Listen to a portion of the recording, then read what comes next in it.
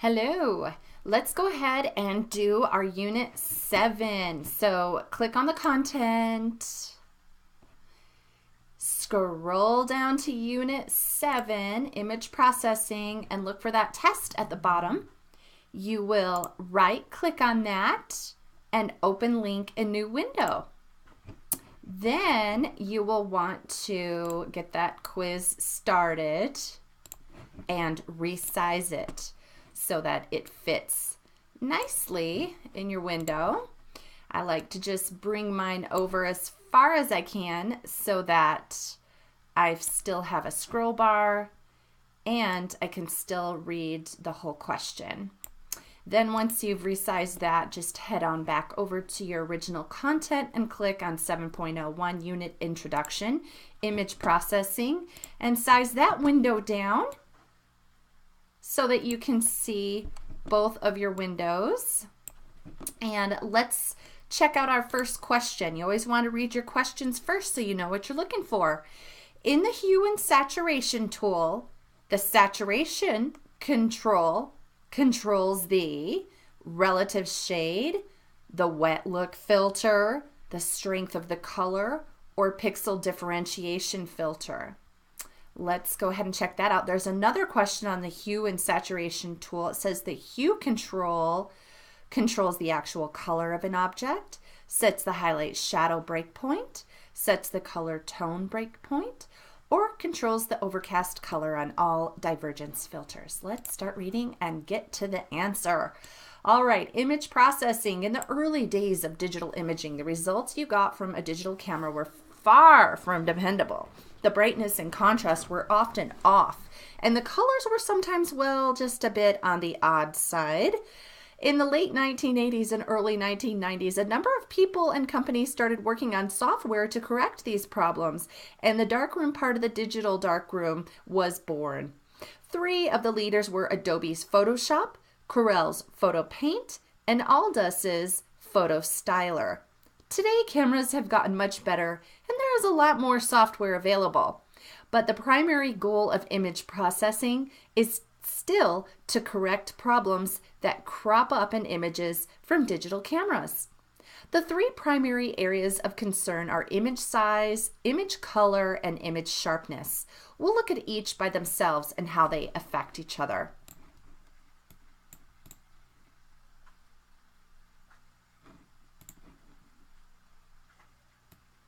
GIMP photo editing software. GIMP. For our image processing software, we will be using GIMP, the GNU image manipulation program. It is a very powerful imaging program, and there are available versions to download for Windows, Macintosh, and Linux. GIMP is safe to download. There are millions of downloads of GIMP with no reports of any viruses. GIMP license is a freely distributed program. That means you can freely download it, install it on your computer, and use it as long as you want. This is done under the GNU General Public License. When you install GIMP, you will be asked to agree to the license. After reading through the license, click yes or I agree and the installation will begin. If you click no or I do not agree, the program will not install. At this point in the class, we've all installed GIMP and we've been using it. GIMP has been developed by a large worldwide group of volunteers who are interested in computer programming. You will have to download GIMP and install it on your computer. We've already done that. You go to www.gimp.org and click the download menu. All right, we're going to skip all of that because this is something that we've all done. And if you haven't done it, where would you find that information? You'll find that in the Get Set Up folder. Notice there are some tutorials, how to create a folder for your work, how to download GIMP, and then your first GIMP project is this practice using GIMP. There's a video tutorial here which is going to use this image right here that you download. So hopefully you've already done that, but if you haven't, now you know you need to get to your Get Set Up folder and take care of that. Get it done. All right, so where were we?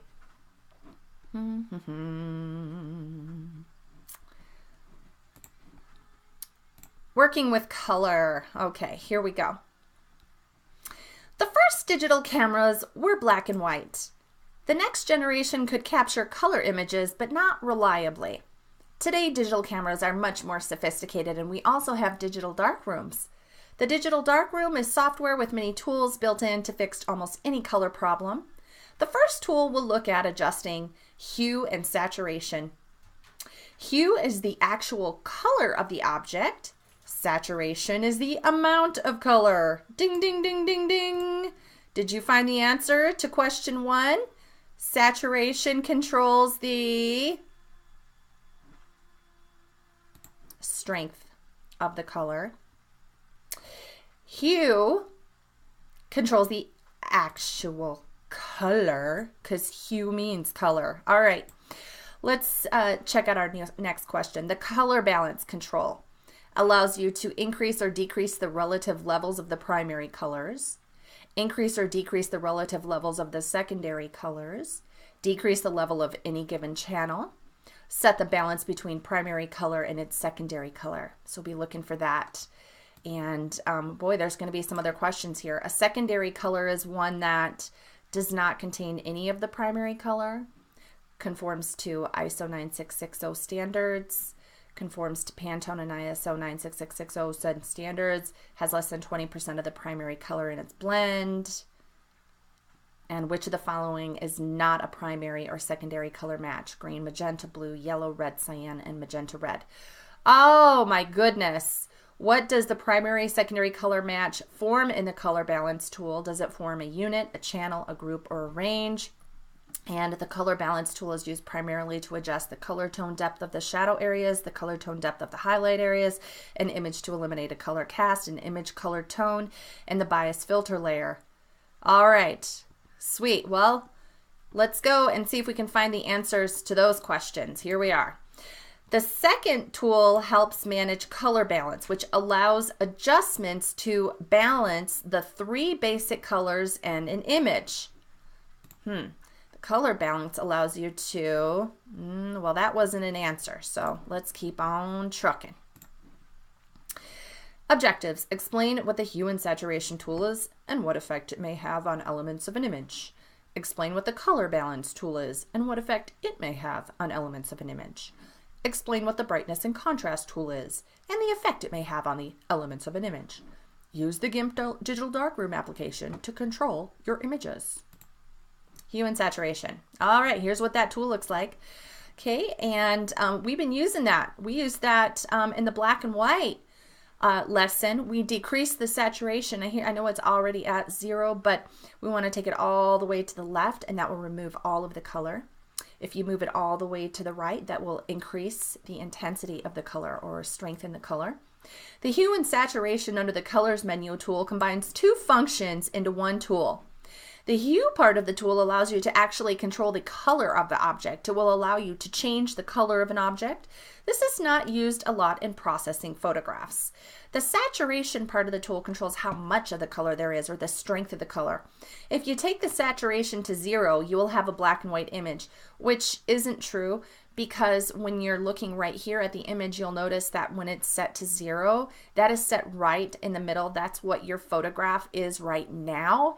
If you want to actually remove the saturation, you're going to have to get into the negative zone all the way back here to negative whatever it takes you to.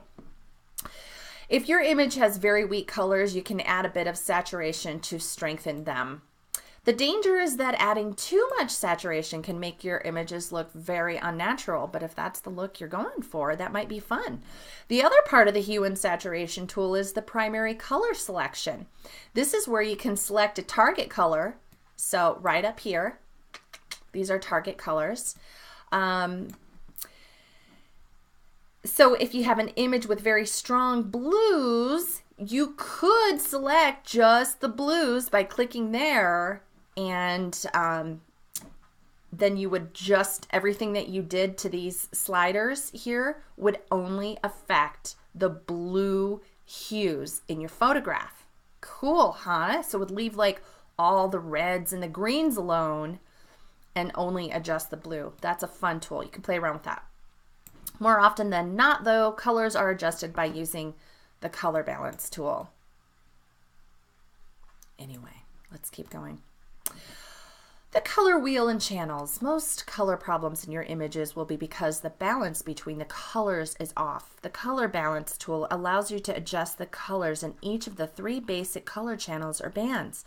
Do you remember what basic colors are? Red, green, and blue. Because we're dealing with the 3 basic colors of light, the color wheel is a bit different than some others you may have seen.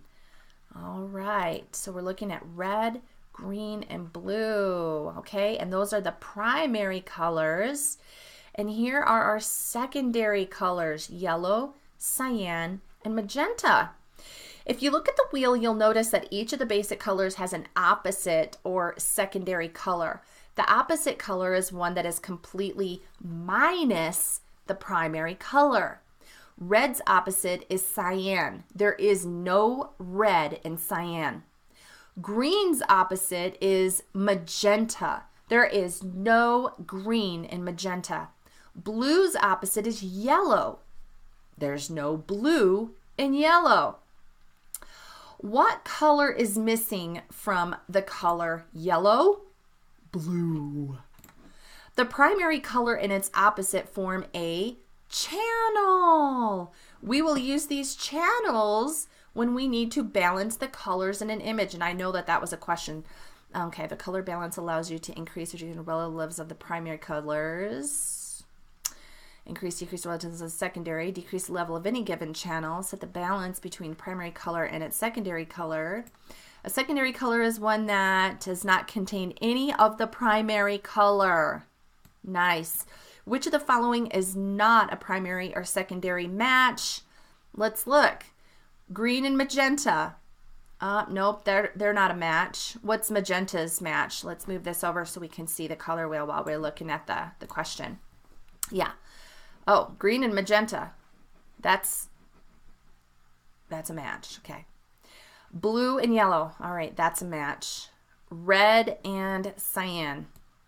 Oh, okay, sorry, I gotta scroll. That's my problem. Scroll. All right, red and cyan, that is a match. Okay, what about magenta and red? Oh, no, that's not a match. There we go. Okay, what does the primary secondary color match form in the balance tool? Okay, we just covered that. The primary color and its opposite form a channel. And then I'm feeling like, did I miss something? Because I didn't quite catch the answer that they were trying to give. Was there something? Most color problems are because the balance of the colors is off. The color balance tool allows you to adjust the colors in each of the 3. Okay, yeah. All right, so yeah, I don't think we got there yet. Let's see. All right, here's the color balance tool. Yeah, this one's nice. You can adjust shadows and midtones and highlights separately there by clicking on those. All right, for a lot of color work, the color balance tool under the colors menu gets a real workout. It is used a lot when you have to correct a color cast in an image. Set an object, decrease the levels, primary, no, decrease the level, no, doesn't talk about that. Color balance tools to adjust the color and tone, the color depth, image to eliminate a color cast. Ding, there we go. All right, we'll go with that one. I feel like we must have skipped something. I'm gonna go back and try to find this color balance. Well, maybe I'll keep going. Magenta is a common color cast. To color balance the image and get rid of the magenta cast, what is its secondary color? You simply move the slider to the magenta green channel of the color balance tool towards green. Oh, cool. So you can see these are the opposites. Nice. If you need to get rid of blue, scroll towards the yellow. If you need to get rid of the cyan, scroll towards the red. That's awesome. This will shift the color balance, getting rid of the magenta cast. For example, since the reddish-orange cast from the tungsten light mixes red and yellow, remember we learned about tungsten lights, you would have to use 2 sliders, the one in the red-cyan channel and the one in the yellow-blue channel. Working between them, you can eliminate the cast. But you have to be cautious here. You don't want to over-adjust.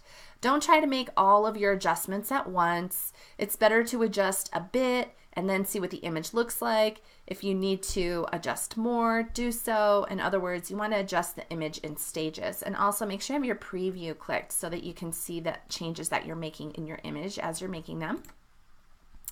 Fine-tuning color balance. In the color balance tool, you can select the range you want to adjust. You can work in the highlights or bright areas of the image. This is always the place to start. All right, it says start with the highlights. Then if more adjustments needed, you can move to the midtone areas. This is the range between the highlights and the shadows. And if there is still adjustment needed, you can move to the shadow or dark areas of the image. All right, so start light and work your way dark. The other control in the color balance tool is the preserve luminosity control here. Checking this box will make sure that the brightness of the band or channel you're adjusting will stay constant. So it's not going to get like really dark and dull if you preserve the luminosity. You need to do this so you can see the balance adjustment. All right, the other box you need to check is the preview box. This will allow you to see the changes in real time. And after you finish your color balance, save your work. Don't forget, you're saving your work as a JPEG file. I don't know what that was talking about. No, you're not saving your work as a JPEG file. This is GIMP. You're saving it as a .xcf file, so ignore that. When you export your image, you're exporting it as a JPEG. You're not saving a JPEG anytime you're in GIMP. If you're saving, it's saving it as an XCF file. I have no idea why that says that, but oh well, I didn't write this book. Okay, let's go to the self-check activity. It says the secondary color to green. Green is the absence of magenta. A primary color in its secondary color form a channel. Keeps a channel at the same brightness while it's being balanced. Preserve luminosity. Tool that allows you to adjust colors within primary, secondary color channels. All right, so that must be the answer that we're looking for, the color balance tool. All right, the color balance tool allows you to set the balance between primary color and its secondary color. There we go. And the strength of a color is its saturation. Beautiful. Well done. Control brightness. Brightness and contrast. This is my favorite. I love this. The brightness and contrast tool under the colors menu works the same way here as it does on your monitor, kind of. We'll look at both controls independently and then how they work together. So let's scroll down here a little bit and get to our next question so we know what we're looking for. Oh, the preserve luminosity function keeps the brightness of the channel being adjusted constant. Okay, in the brightness and contrast tool, the contrast tool expands the tonal separation in the shadow areas, expands the tonal separation in the highlight areas, expands or reduces the tonal differences between the highlights and the shadows, increases or decreases the brightness of the image. So what does contrast do? And then what does brightness do? Makes the image darker or lighter, is a good tool for correcting over or under exposure, makes the midtone values darker or lighter, or both B and C. Let's find out. The brightness control can add brightness to an image or take it away. This will make the image brighter or darker. The thing that you have to remember is that this control works on the whole image. Okay, brightness makes an image darker or lighter. Ding. If you add brightness, the highlights will get brighter. The shadows will get brighter too. If you take out brightness, the shadows will get darker, but so will the highlights. Everything in between will get brighter or darker as well. Use the control with care. It can get out of control very easily, especially if you use it before you use the contrast control. And don't think this control can be used to cover up, over, or under exposure. Maybe not, but it can help. All right, the contrast side of the brightness and contrast control works on the difference between the light and dark areas of the image, aka highlights and shadows. So here we go, contrast control expands or reduces the tonal differences between the highlights and the shadows. That's that chiaroscuro effect. Okay, the best approach to making images a different size. All right, we haven't gotten there yet. So the effect of the control gets bigger as the tones in the image get darker or lighter. As you add contrast to the image, the darker areas or shadows get darker and the lighter areas or highlights get lighter. The tones in the middle are not affected that much. It doesn't matter what the color is. This control works only on the darkness or lightness. You can also take contrast out of an image. If you do this, the shadows will get lighter and the highlights will get darker. One of the results of adding contrast to an image is the colors will get deeper. Like the brightness control, be very careful with adjusting contrast. It can get out of control very easily, and it can also be very fun if you're up for that type of creativity. Often you have to work with both brightness and contrast together, but just like color balance, you don't want to try to make all of your adjustments at once. The idea is to make several adjustments, stopping between each look at the image and see what is really needed. An image might be a little on the dark side and need a bit of brightening. As you increase the brightness, don't forget the shadows will brighten as well. Adding a bit of contrast will help give the images more presence. This is what photographers call visual snap. The question is, where do you start? Generally, you start with the most visible need. If it looks like the contrast needs to be adjusted, start there. Work back and forth with the two controls until you have a good balance. If the brightness needs to be adjusted first, start there. Remember though, this takes practice. After you've finished adjusting the brightness and contrast, save your work, and don't forget, you're not saving this as a JPEG. This is being saved as a .xcf GIMP file. I have no idea why they keep saying that. It's really frustrating me, but you listen to Mrs. Girot. When you save, that's not a JPEG, that's a .xcf file. It's an editable GIMP file. When you export, you can export it as a JPEG. All right, control to make images lighter or darker is the brightness. Control to adjust, expand, or contract the light and dark tones. Just expand and contract. Gosh, I want to say contrast. Okay, contrast. Bright areas in an image are highlights. Dark areas in an image are shadows. Most frequent use of color balance tool is to remove the color cast. All right, here we go.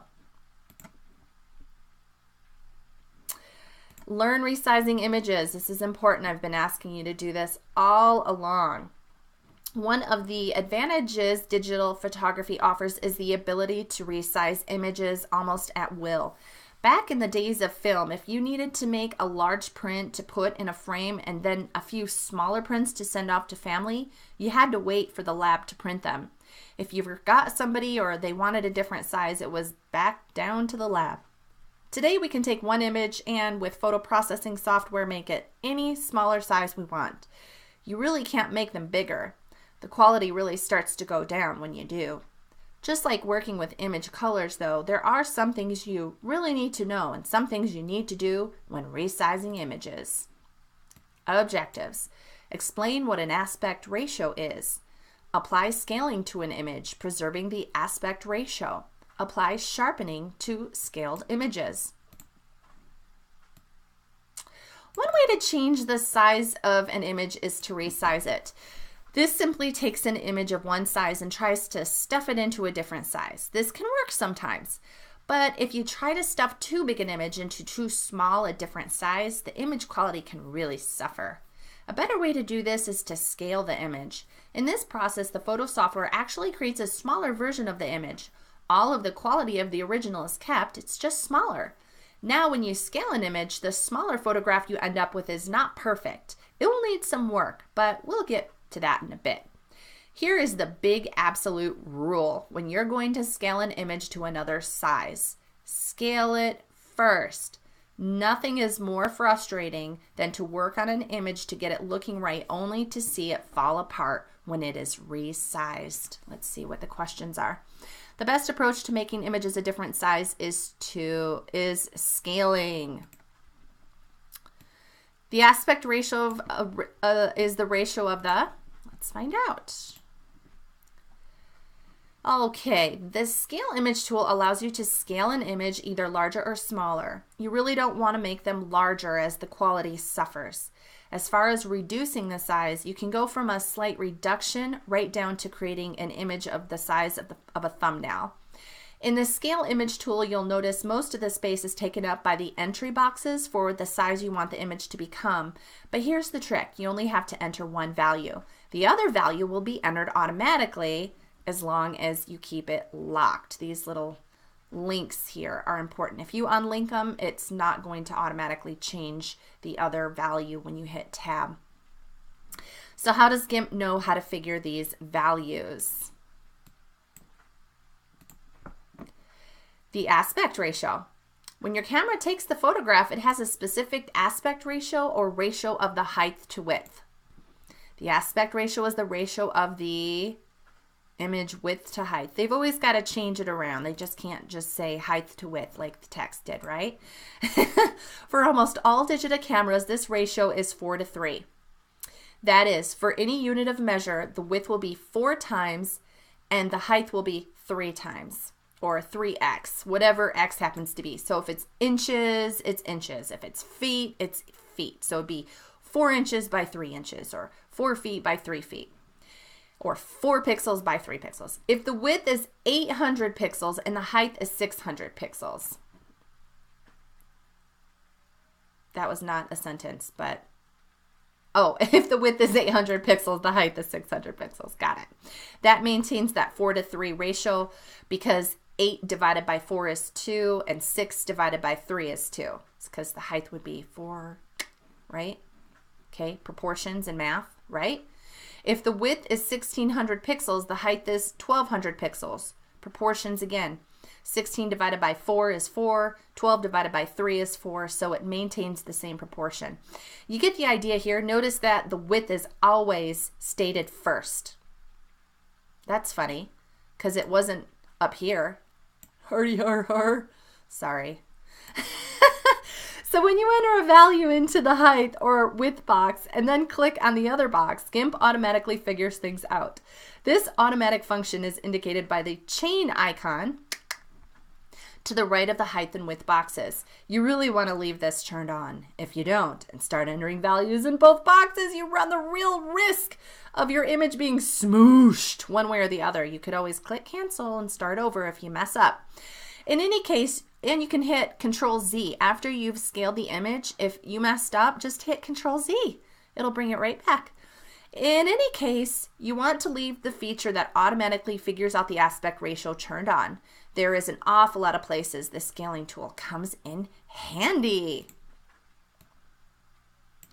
Okay, ratio of an image width to height is the aspect ratio. Normal ratio of an image width to height in most digital cameras is 4:3. Remember, width always comes first, so that 4 is the width and the 3 is the height. That would be a landscape, huh? In the GIMP, this indicates automatic aspect ratio figuring is on. Automatic aspect ratio figuring, the chain icon. The big absolute rule when images need to be scaled, scale first. Basic rule of photographic composition, rule of thirds. That was a review question, huh? More on resizing. Oh, let's go back. Let's go down here. Let's see what we got. What is the standard aspect ratio of a digital photo? 4:3, width to height. After an image has been reduced in size, it always needs, let's find out. Let's say you want to make an image 800 pixels wide by 600 pixels high. You guys, I always tell you to change pixels to inches because my brain does not think in pixels. Seriously, it doesn't. Maybe if I did this a lot, like every day over and over and over again, I'd be like, oh yeah, I need about 820 pixels here and 400 there. But my brain does not think in pixels. I think in inches. I like to change this to inches because I can imagine what 6 by 4 inches looks like on the screen. Okay. So where are we at? Enter either value in the appropriate box. Click in the other box and the correct value will be entered. I like to just say hit tab. Tab will fix it for you. Leave the resolution boxes alone. Nope, nope, nope. A resolution of 300 is for printing on paper. Okay, we're not doing any printing in this class, so we don't need a resolution of 300 pixels per inch. On the screen, on the computer monitor, for whatever purpose it is that you're going to be displaying an image, whether that's Facebook or Instagram or in an email or on a website, you want this to be 72 pixels per inch. So if you've got a photograph that you're scaling and it's more than 72 pixels per inch, change the top one to 72, hit tab, it'll automatically change the bottom one. That's going to reduce the size of your file immensely so that it can transfer more quickly as you're either uploading it to the Dropbox while I'm trying to open up and see your file from the Dropbox, or if you're emailing it to somebody or posting it. Or if it's on a website, you want your images to open immediately. Have you ever gone to a website and it took a long time for the images on the page to open up? If that ever happens to you, do you have a tendency to just go, you know what, this isn't worth my time, and you back up out of it, right? Well, that's because they didn't properly size their images, okay? So listen to me.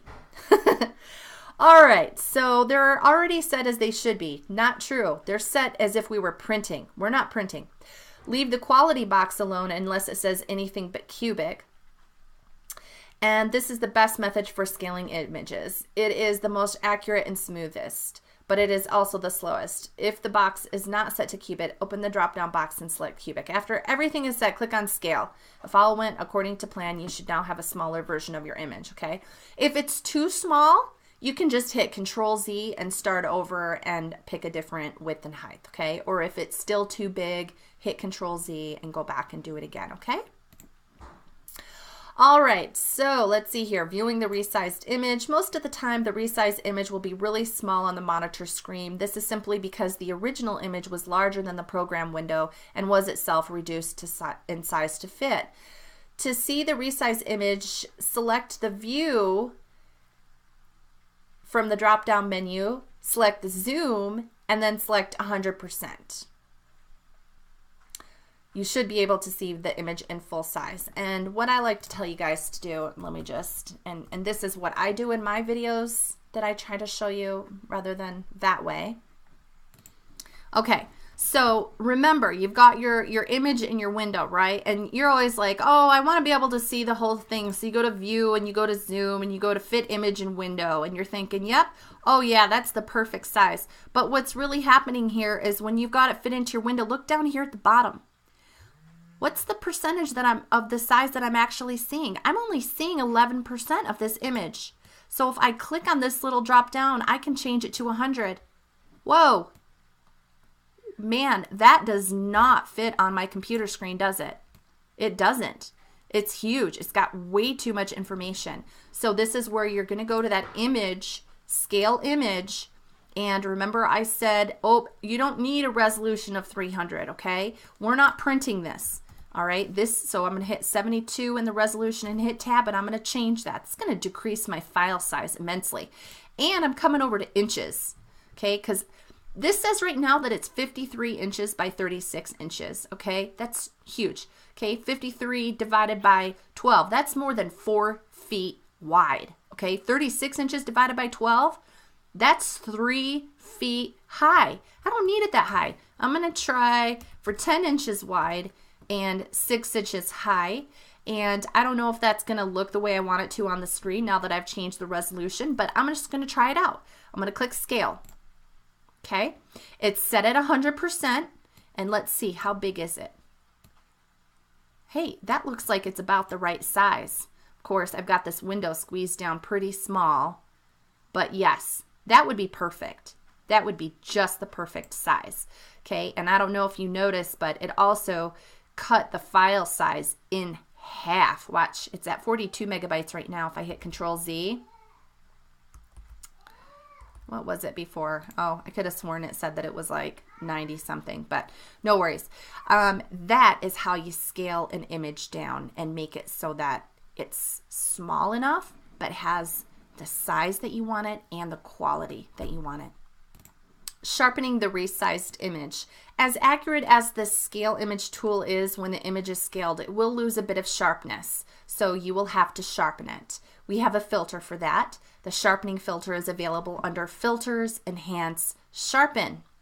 All right, I saw that question. After an image has been reduced in size, it always needs to be sharpened. I think this is something that I'm really guilty of not doing. So it's going to be Filters, Enhance, Sharpen. So I'm going to hit Control Y and redo my changes and go to Filters, Enhance, Sharpen. And I'm going to scroll over to something that I can actually see. Okay, and I'm going to just play around with that sharpness. And oh, whoa, that's way too much sharpness, but that's kind of a fun effect, huh? So apparently I can go in and I can sharpen this up a bit. I just want to be careful not to sharpen it too much. But yes, that looks pretty good. It actually added a little more contrast, made my blacks a little blacker. I liked that. It is usually a lot easier to see the effect if you simply expand the box. So click on the expand button in the upper right corner of the sharpen box.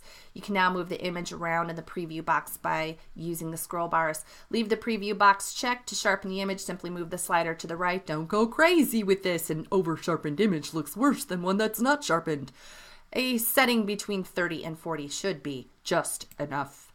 All right, last question. After you finish working on an image, what type of file should you save it as? Oh boy, this is going to be a problem, right? All right, image processing review. In the hue and saturation tool, the saturation controls the strength of the color. A secondary color is one that does not contain any of the primary color. In the brightness and contrast tool, the brightness control makes the brightness, yes, makes the image darker or lighter. Yes. Perfect. Oh, I forgot to check the last one. The best approach to making images a different size is scaling. In the hue and saturation tool, the hue tool controls the actual color because hue means color. The preserve luminosity function keeps the brightness of a channel. After you finish working on an image, save it as a JPEG. What they really mean to say is export it as a JPEG. Sorry. Maybe this is old curriculum and maybe GIMP used to save files as JPEGs. I don't know. But as long as I've ever, and we're talking about 1993, when they first came out with computers and I was in college and I took Adobe Photoshop. In 93, people, when we saved, it didn't save a JPEG. It saved an Adobe Photoshop file. We always, since the beginning of time, since the beginning of software, we've always had to export our images out of the program. So I have no idea who wrote this curriculum. Seriously, no idea. The primary secondary color match forms a channel. The color balance tool is used primarily to adjust an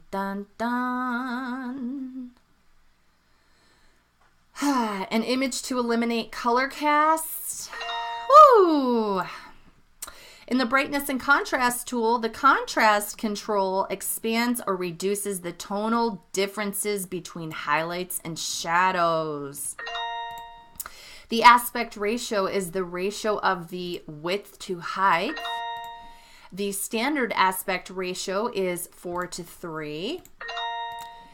In the hue and saturation tool, the saturation controls the strength of a color.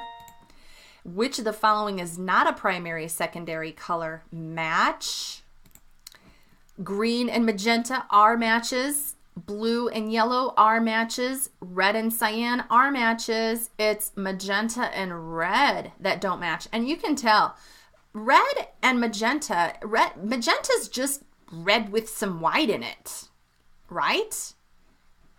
And red is just magenta with some more red in it. So you can tell that those two colors are very similar. and that one would not be the absence of the other, right?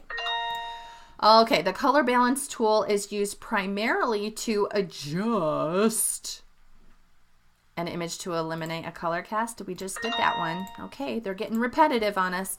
After an image has been reduced in size, it always needs sharpening.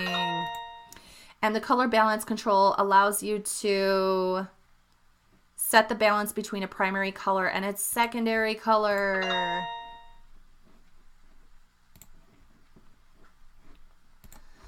Okay, so after you finish working on an image, I know the test question says what type of file should you save it as. When you save in GIMP, my friends, you know, please tell me, you know, you're saving a GIMP file. And the file extension of a GIMP file is what? .xcf. Please know that when you are trying to get a JPEG, you're not saving, you're exporting. So you will export a JPEG, okay? All right, so save all of your responses and go to Submit Quiz and have a fabulous day.